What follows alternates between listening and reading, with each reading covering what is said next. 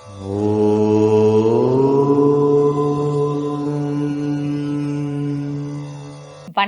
நான் டாக்டர் தீபா லாலன். இன்னைக்கு நம்ம என்ன டாபிக் பற்றி டிஸ்கஸ் பண்ண போகிறோம் அப்படின்னு கேட்டிங்கன்னா, சனி பெயர்ச்சி பலன்கள் தாங்க பார்க்க போகிறோம். சனி பகவான் மார்ச் மாதம் 29ஆம் தேதி அப்ராக்சிமேட்லி 10 மணிக்கு மேலே இரவு கும்ப ராசியிலிருந்து மீன ராசிக்கு பயிற்சி ஆகிறாருங்க. இந்த கும்ப ராசியிலிருந்து மீன ராசிக்கு பயிற்சி ஆகக்கூடிய சனியினால் நிறைய ராசிகளுக்கு வந்து பார்த்திங்கன்னா அபரிவிதமான நற்பலன்கள் அப்படின்றது இருக்க தான் செய்து.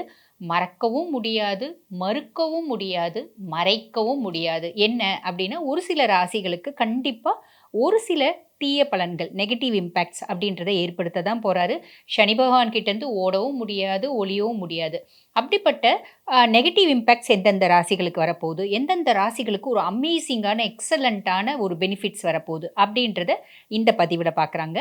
அதுக்கு முன்னாடி வந்து பாருங்க, இப்போ நாங்கள் சொல்லக்கூடிய பலன்கள் எல்லாமே உலகத்தில் இருக்க அத்துணை சம்பந்தப்பட்ட ராசிகள். இப்போ மேஷம் சொல்கிறோம் அப்படின்னா மேஷ ராசி அன்பர்களுக்கான ஒரு பொதுவான பலன்.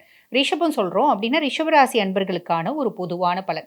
இதை பார்த்துட்டு இருக்க அந்தந்த ராசி அன்பர்கள் நாங்கள் வந்து பாருங்கள், வாழ்க்கையில் பல முக்கியமான விஷயங்களை முடிவெடுக்கும் தருணத்தில் இருக்கோம். அப்போ எங்கள் சுய ஜாதகத்தை ஒரு பரிசீலனை பண்ணிக்கணும் அப்படின்னு விருப்பப்படுறீங்க அப்படின்னா, நான் பேசிகிட்டு இருக்கும்போதே என்னோட வாட்ஸ்அப் நம்பர் வந்து பார்த்திங்கன்னா டிஸ்பிளேயில் போட்டிருப்பாங்க. அதுக்கு ஹைன்னு வாட்ஸ்அப்பில் ஒரு மெசேஜ் பண்ணுங்கள். ஸ்டாஃப் உடனே ரெஸ்பாண்ட் பண்ணி அப்பாயின்மெண்ட் ஃபிக்ஸ் பண்ணி கொடுப்பாங்க. என்கிட்ட பேசிக்கலாம். சரி வாங்க, காலத்தை வந்து தாமதப்படுத்தாமல் சனி பகவான் என்னென்ன மாதிரி பலன்களை கொடுக்க போகிறார் பார்க்கலாம்.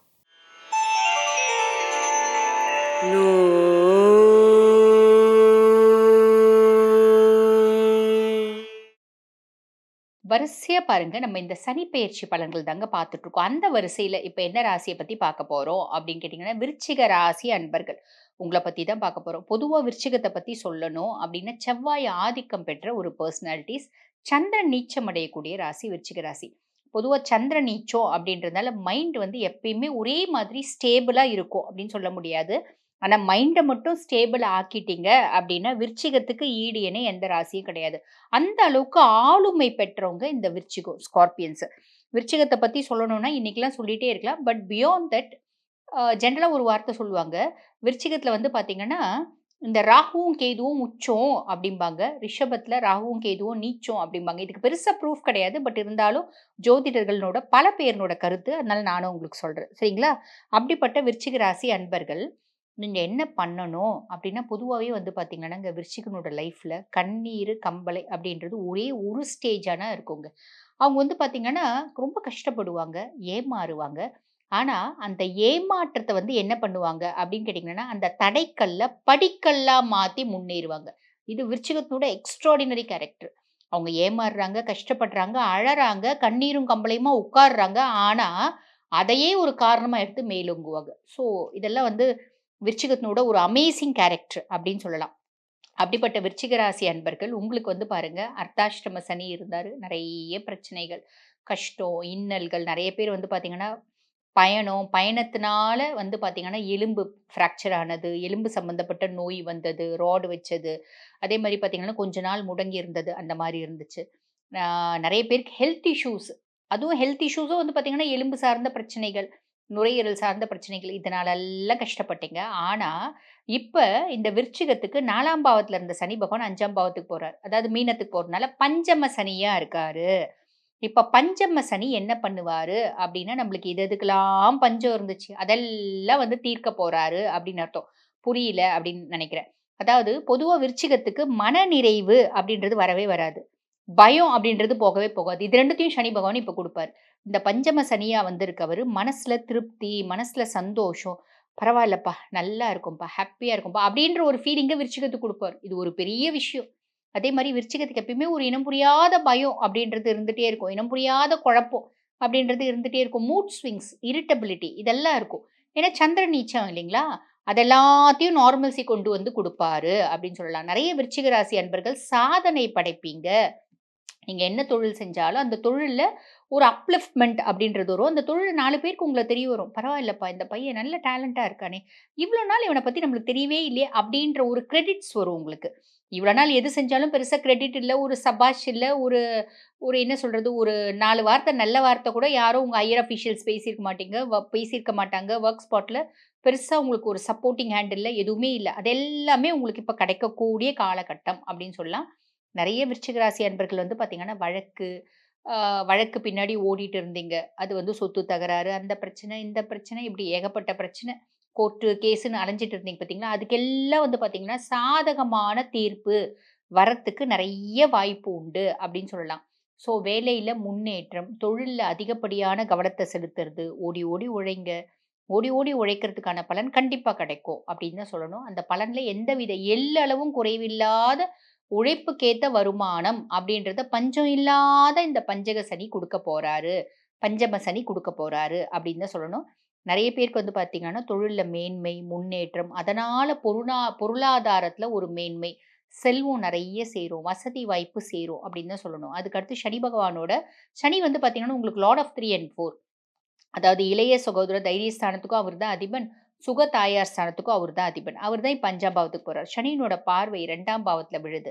2ஆம் பாவத்துல சனியினோட பார்வை விழறதுனால, குடும்பத்துல நெறைய சார்ட் ஆஃப் குழப்பங்கள் இருந்துச்சு பார்த்தீங்களா?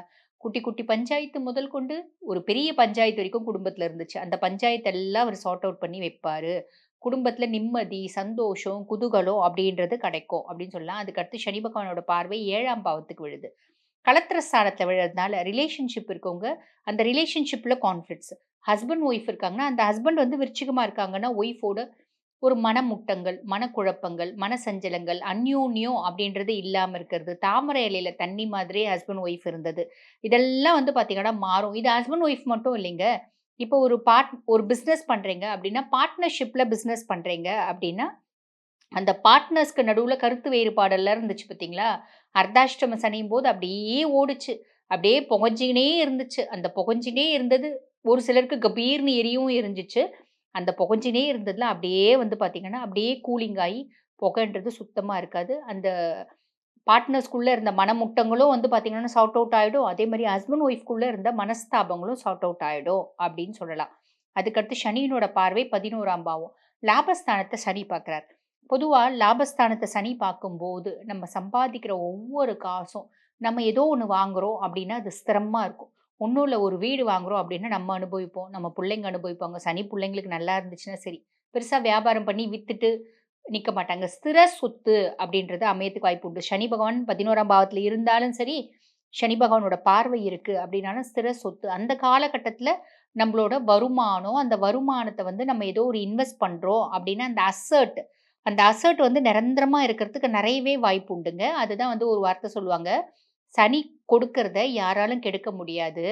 சனி தடுக்கிறத யாராலும் கொடுக்க முடியாது" அப்படிம்பாங்க. அந்த மாதிரி சனி பகவானுக்கு இப்படி ஒரு அமேசிங்கான கேரக்டர்ஸ்லாம் இருக்க தான் செய்யுது.